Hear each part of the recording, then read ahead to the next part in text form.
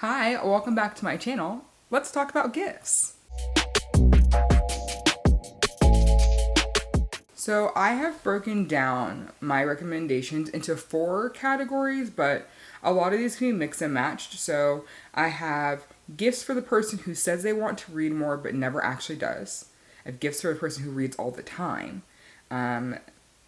Gifts for the Kindle girly in your life, and then things that have nothing to do with books, but they tend to hit that Venn diagram of book girl plus insert thing here, whether that's cozy games or crafts or food, all those fun things. So let's start with the person who says they want to read more but never actually does. I find that when people say that, they often tend to have decision paralysis around where to start. My favorite way to help people discover or rediscover their love of reading is to find out what they love in other forms of media, whether that's a TV show or a movie, sometimes even music, and based on that, making recommendations. So, for example, if somebody says that they absolutely love, American Horror Story, I might look to anything from, Nick Cutter, Stephen King, Jennifer McMahon, really any of those big horror authors who tend to have a decent backlog or who continuously put out books at a pretty similar time every year to give them a place to start.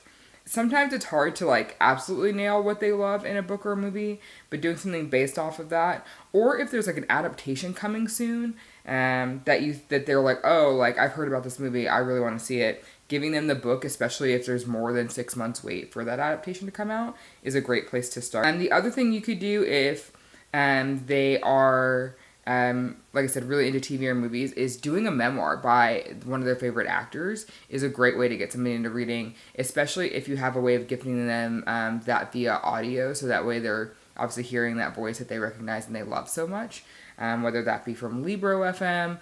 They do gifted memberships. You also could help that person sign up for a local library card and use the Libby app.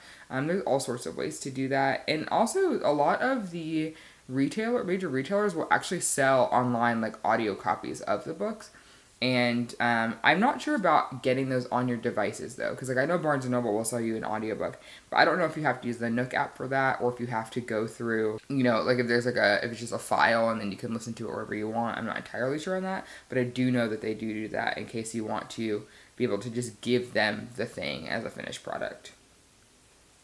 And then lastly, there are options like gifted reading memberships. So obviously, like I said, Libro FM is a great one, especially if someone's new to reading, but they're busy all the time. They don't feel like they have the time to sit down and dedicate time to a book.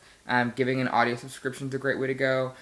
You could do a monthly book box. There are so many of them. I'll put a couple of them on the screen here so that you can see them. There's just so many options for those memberships nowadays, and a lot of them will do shorter term, 3 months or 6 months, so you don't have to commit to getting somebody an entire year, because that can definitely get pretty pricey. So that's how to help somebody who says they want to read more, but they never actually do. Now you're giving them some tools to do that, and if you want, you could even buddy read with them, and that may also help get the ball rolling for them. And next we have gifts for the person who reads all the time. And actually, this first recommendation could also help with the previous one where they never read but want to. Curated book recommendations are so awesome. There are so many services out there that do that. One of the ones that comes to mind for me, and I've used them before, this isn't sponsored, but I've had great experiences with them before, is TBR, which is Tailored Book Recommendations from Book Riot. They have a pretty vast amount of contributors that write blog posts and things on their site, tons of podcasts and things, but those same contributors also are what they call bibliologists, and those folks will take those recommendation requests that come in and give you curated recommendations. They have 3 tiers available for that, so you can do a digital only recommendation where you get an email once a quarter based on a form that you filled out that says, here's what I like, here's what I don't like. And also you can update that quarterly. which is what I like to do when I'm using it, is I will put in what I'm looking for that first quarter, and then after I get those recommendations, if they've either hit the spot for me or maybe I'm just in a different reading mood, I will update the form again. So when I get my next batch of recommendations, they can go based off that changed information. So you can do that digital only, which is my favorite way to do it, because then it gives me the opportunity to go through my library or my local indie or whatever I want to do for that. But now they also have a paperback tier in addition to their hardcover tier. And they ship from a specific indie bookstore. I can't remember what it is, but I believe it's in Portland, Maine. I'll put their information here if I find it. But you can get physical copies of that, and that's something you can gift to somebody. In fact, they do signups for that. It's auto-generated, so like you could gift that to somebody, you know, the Christmas morning and have it sit in their inbox, you know, when everyone's opening gifts, and you can tell them like, hey, look at your phone, this is where your gift is. So then that's a great option. There are also fun things like, I've learned about bookmark subscriptions. Had no idea that those were a possibility. Ariel and Raylene from Books Unbound actually have a bookmark subscription where they work with different artists and they send them out monthly. And then there's the obvious gift of an e-reader if the person doesn't have one. Now you may think, okay, well, there's Kindle. I don't really love Amazon. What do I do with that? That's true. There's also, though, Barnes & Noble has the Nook.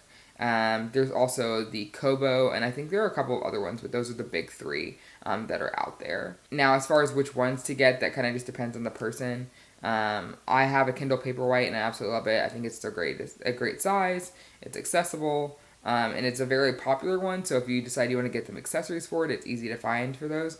I'm not super familiar with what's available out there for the Kobo and the Nook, especially because the Kobo tends to be really popular, I feel like, outside of the U.S., I see a lot of Canadian booktubers using those, so I'm not sure about their accessibility here if you are in the U.S., but there's just so much information out there.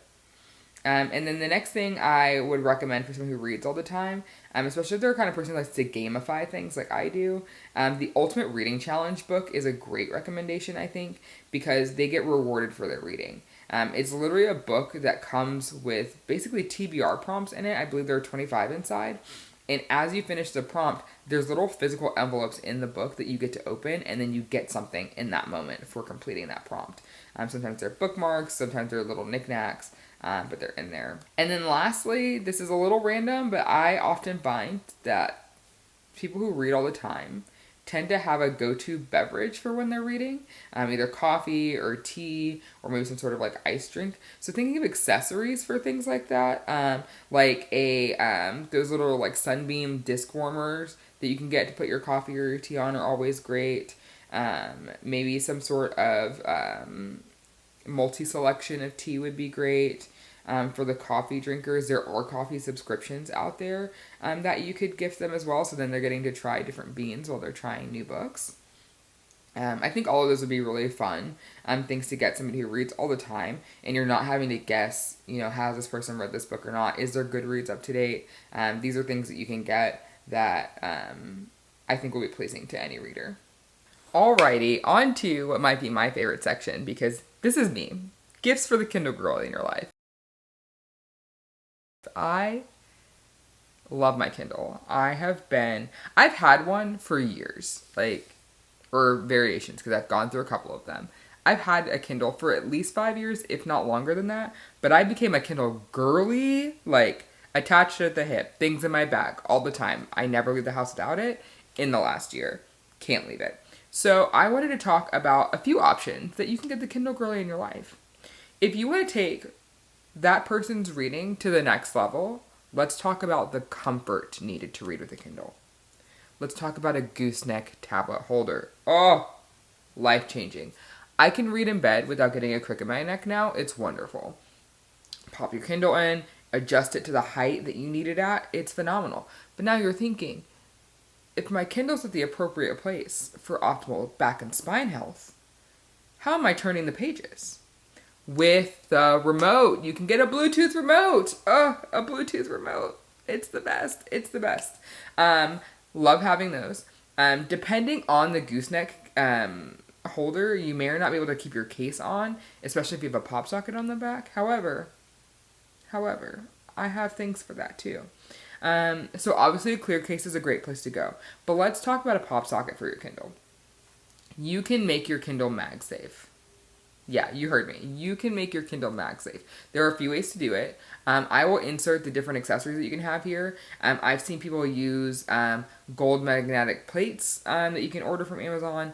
What I personally did was I just bought one of the MagSafe circular, like, you know the shape of MagSafe, right? It's like the circle with the little line coming off the bottom. They make stickers for those that are actually magnetic that you can stick on the back of your Kindle. I personally didn't stick it directly on the Kindle. I put it on my clear case, but do you? Put that on there, and then I got one of the MagSafe pop sockets, and I just popped it on there. Just popped it on there.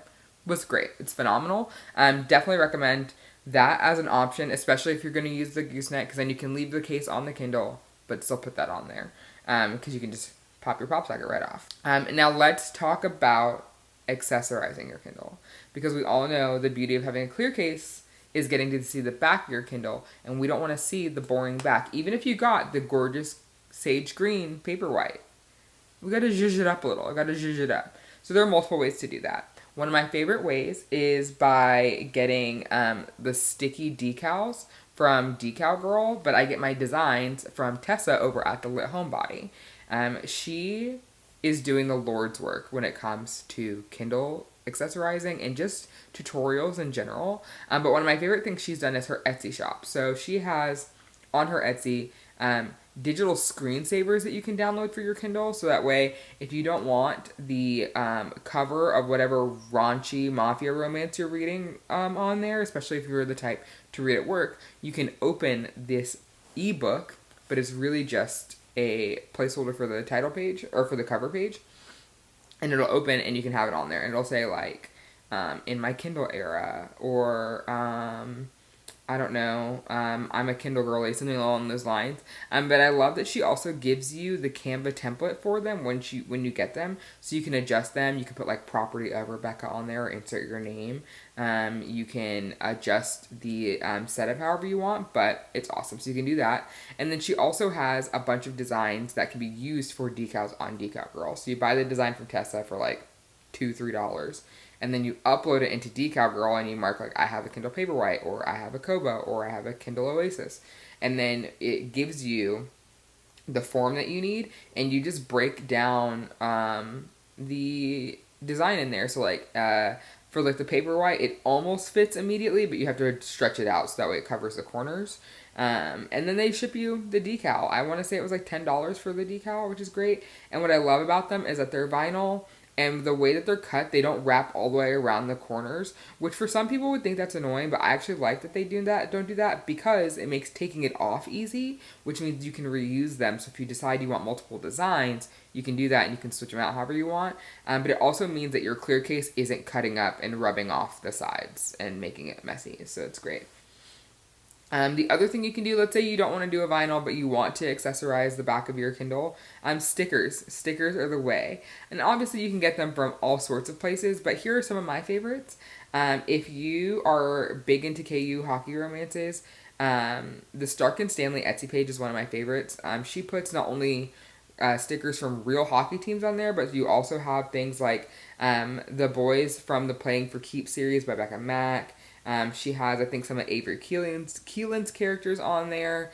She even has a couple of the guys from the Chicago Windy City series, I think that's what it's called, from Liz Tomford. So there's all sorts of fun stickers there. There's also Forever Booked. There's a couple of other ones, but honestly, if you just go on Etsy and you search Kindle stickers on there, or like your favorite book series and then stickers after, you will find just so many creators on there. And actually Forever Book, she hosts her own website and does that, and she's got other things on there than just stickers as well. So those are great. The other thing that I love doing is getting physical copies of my friends' favorite books for them. Whether that's just, popping into my local indie or Barnes & Noble, or looking for a fun edition that they may not have found before. I love getting those for the physical copies, because we all know that if you're a big Kindle reader, your physical copies are trophies, and you just want them on your shelf. And then lastly, we'll go back to Etsy. There's just so many customizations and fan-made art and things for series that you can find. So if your friend is obsessed with the Akatar series, or I don't know, I can't think of any other ones, but that's what I think of because there's just so much content on there. I've seen customized Stanleys. I've seen different book art that you can prop up on your shelves. I've seen so many creative things that people have made: sweatshirts, t-shirts, Kindle covers, just everything is on there. I mean, it's a great way to give somebody something unique, but also something that you know they're going to love because it has one of their favorite things on it.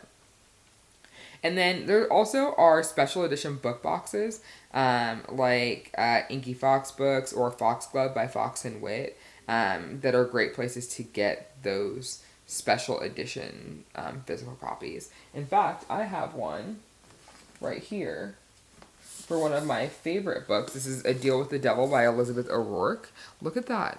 Look how gorgeous that is. In the back.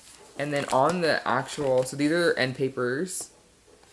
And then here on the cover, it says, "When you're in the beige dress, there's nothing wrong in the entire world." And if you've read this book, you know what the beige dress is. But I absolutely love this edition. It's so different than the regular physical copies that are on Amazon from her. And I love those editions, but when I saw this and they were doing the pre-orders for it, I just knew I had to have it. So these are just some of the things that you can get for the reader in your life.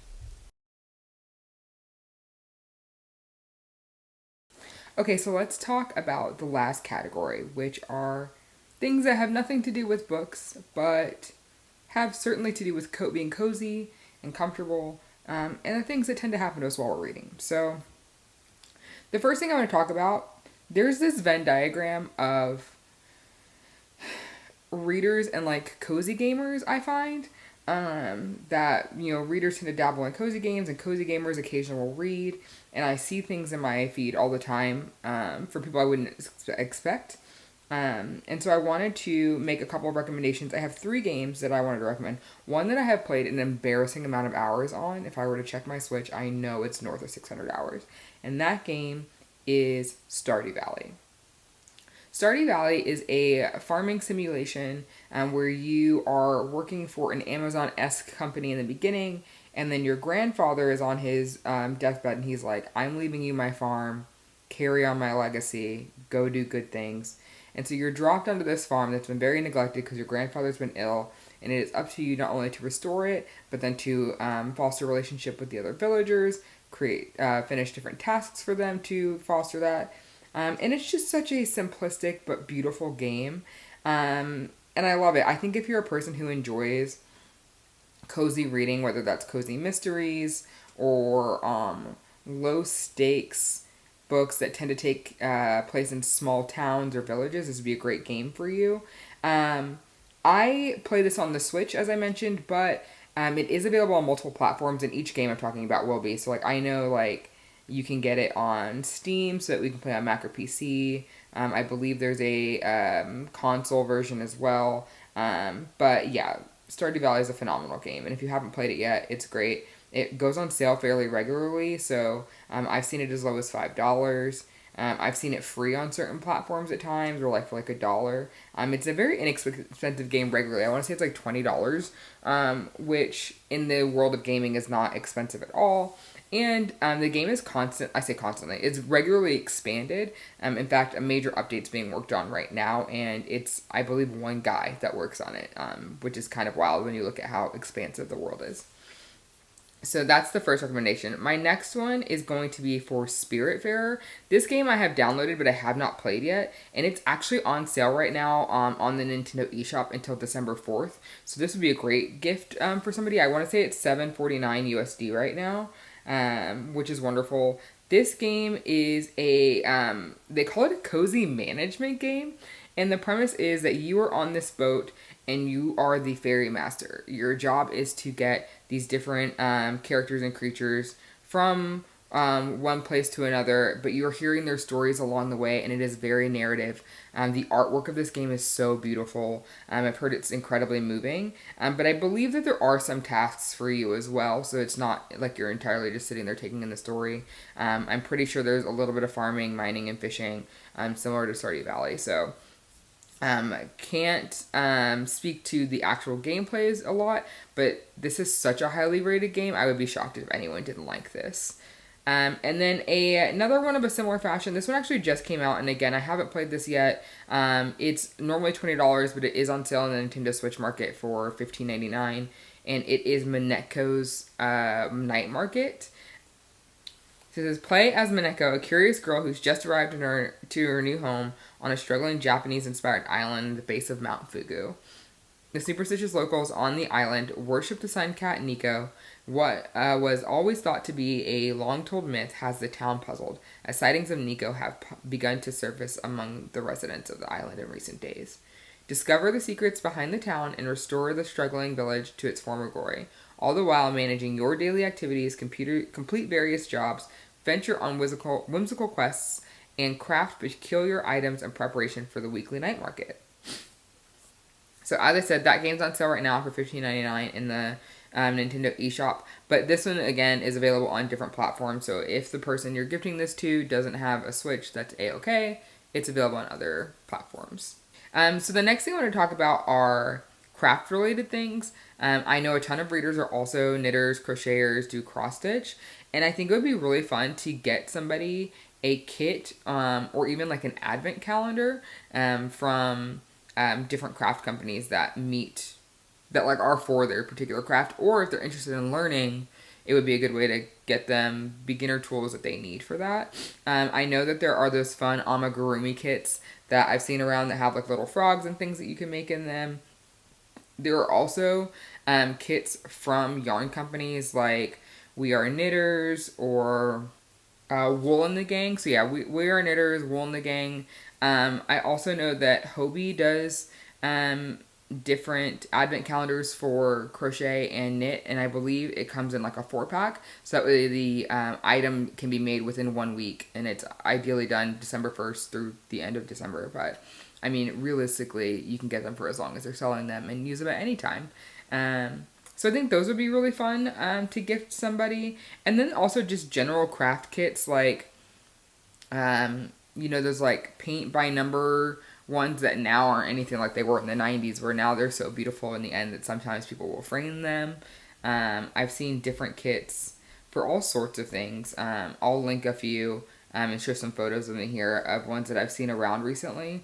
But I just think it would be a good way to give somebody something hands-on to do, and especially if the person you're gifting is a big audio listener and has the ability to still focus on audio while they're crafting, I think it'd be super fun. And the last thing I think I would recommend is a snack basket. Hear me out. Sometimes you get so engulfed in a book that you look up and it's 7 p.m. and you've missed lunch. And you're like, what the heck? I think a snack basket would be great. And this could be anything that person likes, but it would be great to put something in like a little small basket. Maybe put some bookmarks in there, some cozy socks. But things that are easy to eat, that aren't super messy and aren't going to get all over the pages of the book, would be a super fun way to show that reader that you care about them in a way that's, I think, easier to make sure it's something that they're going to enjoy. Because I think that's the toughest thing about gifting is you just don't know what someone's going to like sometimes. And I find that snacks are a foolproof way to do that. So thank you so much for tuning in. If you have any recommendations for gifts, please put them in the comments below. And I'll see you in my next video soon. Goodbye.